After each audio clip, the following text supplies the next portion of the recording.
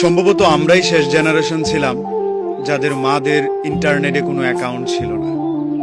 সম্ভবত আমাদের মারাই শেষ জেনারেশনের যারা পৃথিবীর এত হিসেব কিতাব বুঝত না।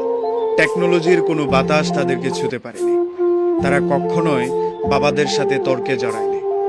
সবসময় নিজেদেরটা স্যাক্রিফাইস করে সন্তান আর পরিবারের জন্য উৎসর্গ হয়ে গিয়েছে। আমার মা তেমন হিসেব বুঝেন না।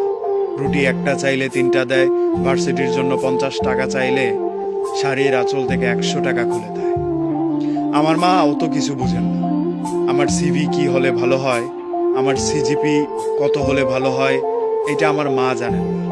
আমার মা জানেন আমি ভালো আছি কিনা, আমি ভালো থাকছি কিনা। আমার মা ফোন দিয়ে অনেক কিছু জিজ্ঞাসার আগে খেয়েছি কিনা সেটাই জিজ্ঞাসা করতে বেশি পছন্দ করে। কোথাও গেলে বাড়ি থেকে পিছু পিছু হেঁটে রাস্তার কিনারায় আসা আমাদের মারাই বোধহয় শেষ জেনারেশন, যারা শাড়ি ছাড়িয়ে কখনোই আধুনিক পোশাকে নিজেকে মানিয়ে নিতে পারেনি। আমরাই বোধহয় শেষ জেনারেশন যাদের মার আঁচল পেয়েছি। এটা খুব দুর্লভ হয়ে যাবে আগামীদের জন্য, যারা মায়ের শাসনটা ঠিকঠাক উপভোগ করতে পেরেছে। সকালে মক্তবে না গেলে মায়ের ভয়ে পালিয়ে থাকতে হয়েছে হাফ বেলা। স্কুলে একদিন মিস করলে টিচারের শাসনের সাথে সাথে সন্ধ্যায় বাড়ি ফেরার ভয়টা বোধহয় আমরাই শেষ জেনারেশন। আমাদের পরে এই কাজগুলো কিংবা এই অভ্যাসগুলোর সাথে অন্য কোনো জেনারেশন নিজেদেরকে মানিয়ে নিতে পারবে কিনা সেটা নিতান্তই প্রশ্নবোধক। এই টেকনোলজি এসে আমাদেরকে তো আলাদা করেই দিল। সারাদিন উপন্যাস ছেড়ে মোবাইলে ডুবে থাকা, মায়ের কথা শোনার বদলে নাটক দেখা বিষয়টা এখন অহরহ। কিন্তু মায়ের আদর, বাবার শাসন আমাদের মতো কেউ পায়নি। টিচারের শাসন উঠে যাওয়ার পর ছেলে মেয়েদের আদব আগের মতো আছে কিনা সেটা প্রশ্ন করতে পারেন আপনি।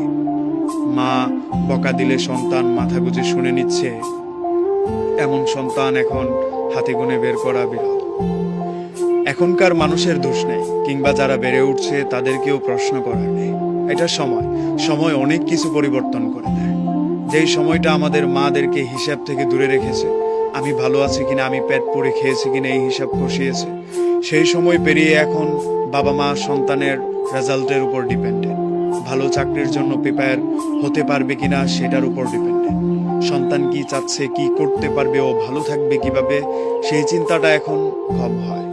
ভালো করতে হবে, অন্যের ছেলে করছে তোমাকেও করতে হবে, এই চিন্তাটা এখন অনেক কঠিনভাবে দেখা হয়। পরিবার আগের মতো সন্তানদেরকে সাপোর্ট দিচ্ছে কিনা সেটাও যথেষ্ট প্রশ্ন। আসলে আমরাই শেষ জেনারেশন যাদের বাবা মারা এই টেকনোলজি আর আধুনিকতার ছোঁয়াতে বিপন্ন ছিল।